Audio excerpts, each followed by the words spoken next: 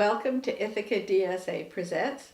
I'm Judith Van Allen, and I'm be talking with Barry Gilder, who is a long-time committed ANC member in South Africa, who has a new book out called Songs and Secrets, in which he talks about his long journey and very lively narrative from student activist in South Africa, singer of struggle songs, exiled troubadour of the struggle, and then was trained in Umkhonto-we-Sizwe camps, that is the armed wing of the ANC. He was the first white South African from the Soweto era generation. He went into exile in 1976, first to London, then to Angola for training. Eventually went to the Soviet Union for training in intelligence, and then headed up various intelligence structures in the ANC underground, including in Botswana in the late 80s, where I met Barry. I was fortunate to be able to be in Botswana at a time when the US government under Ronald Reagan was actively supporting the apartheid government in South Africa. And I was able to use being an American to run a safe house and do other kinds of underground support work for the ANC. So I have a personal connection to Barry, and a very strong connection still to the idea of people in the US understanding the continuing struggle that's going on in South Africa. Just to frame it for local interests and local connection, like to remind people that there was in the 80s in Ithaca, at Cornell particularly, but also at Ithaca College, in the community, in the city, a very strong divestment movement in support of the ANC struggle against apartheid. There was a boycott of South African goods, an attempt to get universities, cities, states, whatever, to divest from all the apartheid supporting corporations. At Cornell, there was, in the mid-80s, a large shanty town built on lime slope, and that, not lime slope, okay. The Arts Quad.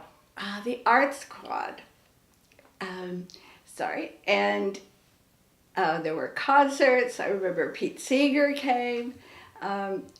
There was tremendous pressure put on the Board of Regents of Cornell, but to their shame, they did not vote to divest.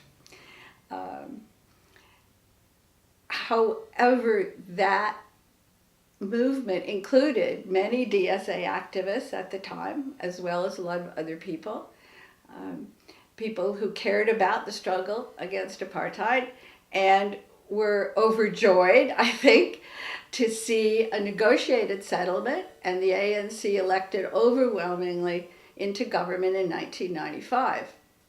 Unfortunately, I think a lot of people thought, okay, that's over. The ANC's in the government. Now we'll just wait for them to change South Africa and we could go on to the next issue, since there are always issues to protest about in US foreign policy or domestic policy. But that's not really how it went in South Africa, because the ANC, although they were elected into government and could appoint ministers and could, as they called it, deploy cadres, that is, put people who had been leaders and strong supporters in the struggle into positions in the bureaucracy as well as in the parliament, in all the agencies. Those agencies, because of the negotiated settlement, were still dominated by bureaucrats, civil servants, whatever, who came from the apartheid era. And since the apartheid state had heavily put Afrikaners, who tended to be the most conservative, most pro-apartheid people, into government, whereas the English-speaking white South Africans tended to control the economy,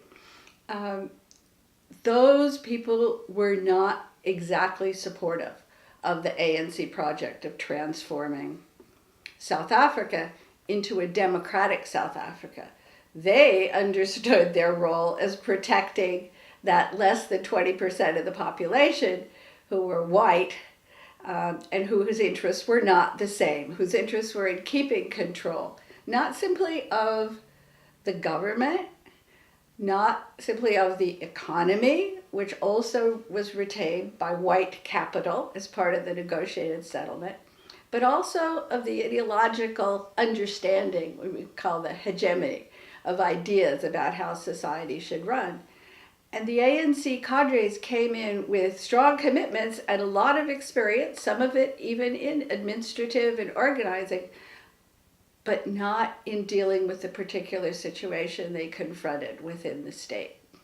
What Barry has set out to do is provide us a narrative of what it was like to come from being an intelligence agent, ANC underground supervisor, into the South African Secret Service and its later formation, the National Intelligence Agency, and be put in charge of trying to bring together people from the old apartheid Secret Service and the ANC intelligence structures and people from the armed struggle, the people who had been at particular point of conflict with each other, people who were trying to track each other's movements, in the case of the apartheid agents, to catch the people who were in MK, and to try to get them along with people who had been in the secret services of the four Bantustans who had been collaborating with the apartheid state.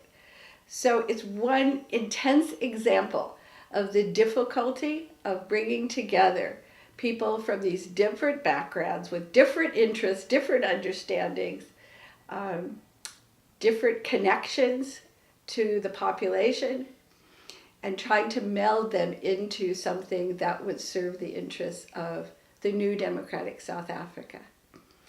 So if you want to understand a lot of what happened, a lot of the difficulties that South Africa faced, that the ANC has faced, from someone who is still very committed to the ANC project, but now out of government, I strongly suggest you read Songs and Secrets, which is available locally. And you'll get not only a narrative, first person of his history through how he came to be an activist, but a deeper, much deeper understanding of the problem South Africa is having right now. So, Barry, could you explain more about the point you make in your book that when the ANC was elected into government, it didn't give it even total control over government, but also not power over the economy, which was pretty much entrenched, and not control over kind of the ideological conditions in the country, the discourse? Yeah, sure. Because of the way we achieved our freedom through a negotiated settlement, rather than a seizure of power, so to speak.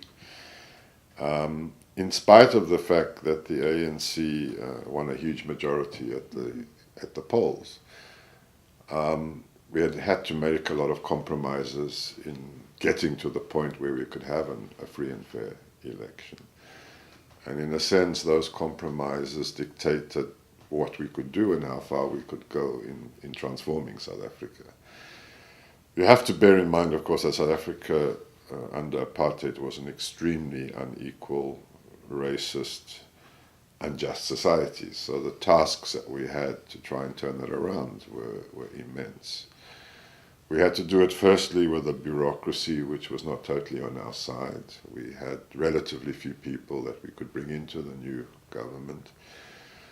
We had to do it with an economic system which was still in control of white big business, who tolerated an ANC government but didn't necessarily share its transformatory agenda.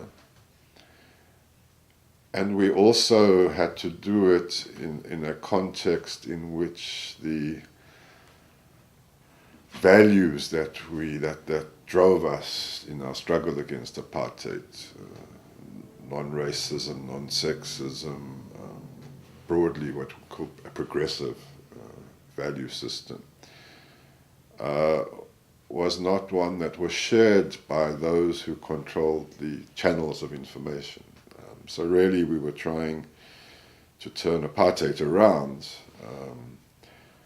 with not the total control, or I should perhaps say influence, that would have made it quicker and easier to do so. So, since you worked in the security intelligence sector in the new South African government, as you had when you were in opposition, can you give examples from your actual experience of what the problems were kind of in bringing together people from these different sectors who weren't just removed when the ANC government took place? Well, one thing about the transformation of intelligence in the new South Africa was that it was, relatively speaking, much more controlled and driven than was the case in the other security sectors like the army and the police. But the new intelligence services were created largely in numerical terms out of those who served the apartheid intelligence services, and on the basis of the infrastructure and the systems and the processes and procedures of the old, and resources largely of the old service. And you need to also bear in mind that people who served in the intelligence services of the apartheid regime and those who served the intelligence services of the liberation movement were at the kind of spear tip of the struggle against apartheid and the struggle to protect apartheid. So you had these arch enemies, if you like, having suddenly to work together in a democratic intelligence dispensation.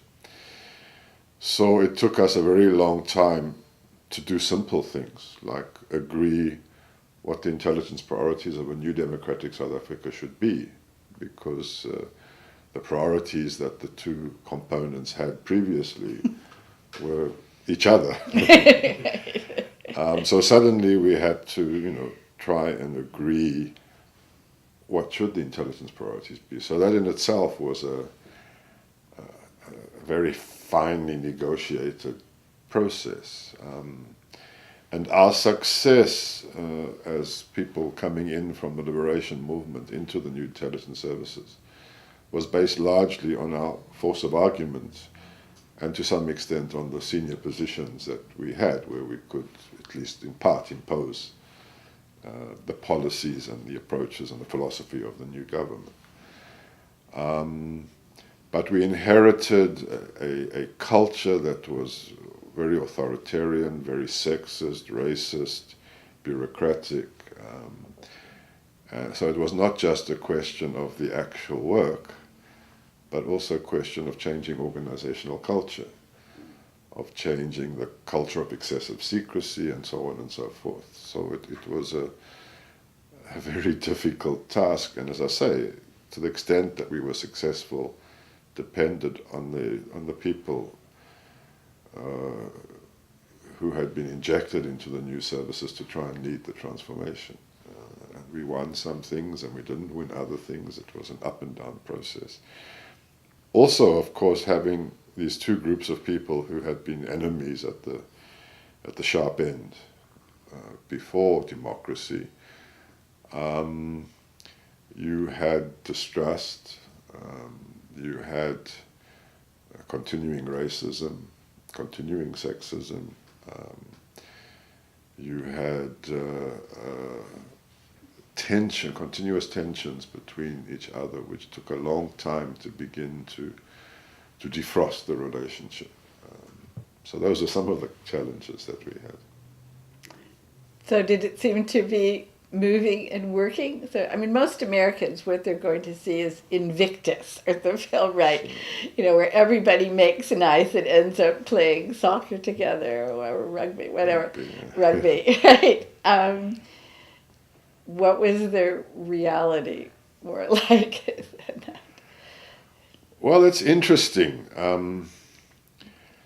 When you put people together with a more or less common purpose for long enough, they stop over time, or let me not say stop, because it wasn't that easy, but their tendency to see each other as caricatures begins to decrease, and they start seeing each other as human beings and individuals, and friendships are made, and the longer you're together, the longer the shared history, the shared experience. And slowly you began to see those kinds of divisions disappearing. They've never completely disappeared, although I've been out of it for a few years now, so I can't speak for the present. But people began to move out of their socially constructed divisions and relate to each other as people. But the history of South Africa, the history of apartheid, was so divisive that it's not. There are very fundamental social things which are very hard to overcome, and it takes a lot of time. Generations. Perhaps, yes.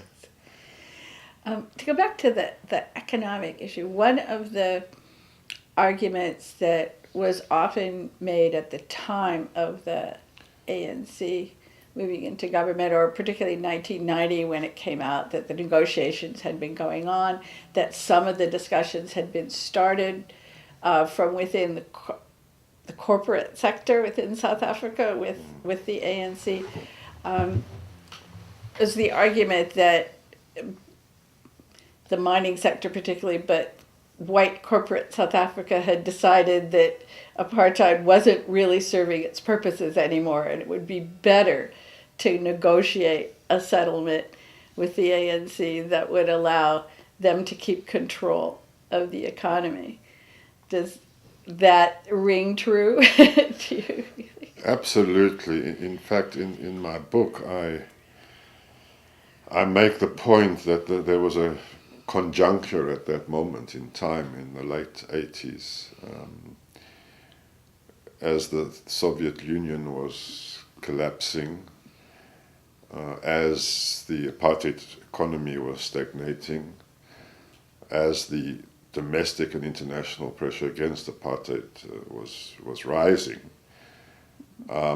Big business in particular, Western countries, including this one, and big business in particular in South Africa and internationally, began to realize that if apartheid didn't end, there was a danger of a revolution which would not just overthrow apartheid and racism, but perhaps the economic system which gave them their profits. And I used the phrase in the book that perhaps we were not given our freedom, we were allowed our freedom. And it was that conjuncture, as I say, of a number of factors which led to the possibility of both sides in the conflict seeing opportunities to serve their interests. From big businesses' point of view in particular, the protection of the economic system and their profits, and from the ANC's point of view, an opportunity to gain political power and hopefully through that begin to transform both the country and the economy. And it was that led both sides to recognize the value of a negotiated settlement. Yeah. That's So how has it worked out? I think it's very important and only fair to say that we've achieved a hell of a lot, socially, politically, and otherwise, and even economically to some extent. But the challenges that South Africa has faced largely as a result of not just apartheid, but even the longer history of colonialism, are immense, and the divisions they've created, not just black-white divisions, but economic divisions, are immense. South Africa is one of the most unequal societies in the world, and what happens in an unequal society, especially one in South Africa where the well-off are really well-off, is that those who are not well-off have a style of living to compare themselves to, which is unachievable in a normal, more equal society. So it creates resentment, it creates frustration, and it feeds the expectations that we want to live like that. And it's not possible for our economy and so on to support that high lifestyle for everybody. So it's aggravated the divisions, and you're increasingly seeing this kind of resentment and frustration and even anger building up at grassroots level, that the changes have not been fast enough or thorough or widespread enough to fulfill the promises of the end of apartheid. So the country is facing a difficult moment in its history, almost 20 years into democracy now. And the ANC government is doing its best to address, the key planks of its political and election platform are indeed to address inequality, poverty, and so on. But it's a very huge task, and it's not, for the reasons I've said earlier, it's not smooth sailing at all. Yeah.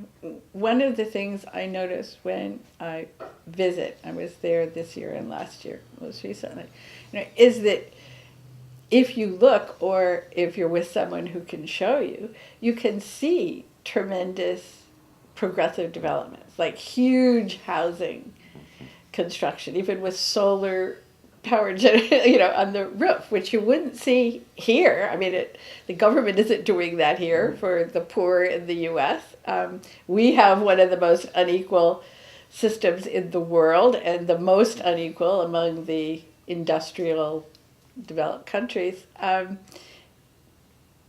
And we don't have anything like the commitment at government level or the possibility of doing that sort of thing. But that doesn't usually make the international press. Yeah. You mean about South Africa? Yeah. No. You asked a question earlier about our lack of ideological control. Control's the wrong word, but the prominence of our value systems and ideas. And unfortunately, the media are not that sympathetic. The media in South Africa and internationally is very oppositional. And one of the reasons I wrote the book is to try and help people understand just how difficult it has been to redress the injustices and inequities of apartheid. And our good news stories are not told. Our bad news stories are blurted all over the world. But I think we are the first ones to recognize our weaknesses and our failures. And one of the strengths, I believe, of the ANC, having served inside the government, has been its recognition of its challenges and problems and its continual adjustment of its policies and approaches to try and address those challenges. But we have achieved a lot, as you've said, but it's not, we're not given credit. Well, so now you're working at an institute that's developing the long view, both backwards and forwards. And I know there are other people with, perhaps somewhat different political perspectives or whatever, who see themselves as progressives, who are trying to do the same thing. So do you see your this is a new way of contributing to moving? No, sure. South Africa? We set up this institute as a policy think tank because we felt the time was right to sit back and take a long strategic look at where the country was going politically, economically, socially, and otherwise. Because, it's been a headlong rush since 1994 to try and take over government, to try and put in place the foundations of a stronger economy, a stronger social support system and infrastructure and so on. So those of us who happen to be retiring from government thought this is a chance now out of the the whirlwind of governing to sit back and think and research and study and think long term as to where we're going and what we can do to achieve those aims that we've had all along. Great. Thank you. Well, thanks very much for this conversation, and good luck with your book. Thank you very much. We've heard from Barry Gilder some of his own words about what it has been like to try to engage in transformation in South Africa since he left government in 2007. He has been involved with several other former senior officials in the South African government in creating an institute for strategic development called the Mapungubwe Institute. It's a policy think tank for long-term thinking about the future of South Africa, informed by a deep understanding of the past, the legacy of apartheid. In Barry Gilder's book, he expresses very movingly his memories of what it was like when he and his comrades were engaged in the struggle. And I think some people might think of this as the kind of nostalgia that's sometimes put down in the West, or those of us who are nostalgic for previous periods where there seemed more progressive struggle going on. But it's nostalgia not for its own sake, but as a claim that we need to understand the history of South Africa, that people in South Africa who are trying to chart a way forward need to understand the legacy of apartheid, the difficulties the ANC has had, and what might be a way forward toward a real democratic South Africa by understanding that history. 1, 2, 1, 2, 3.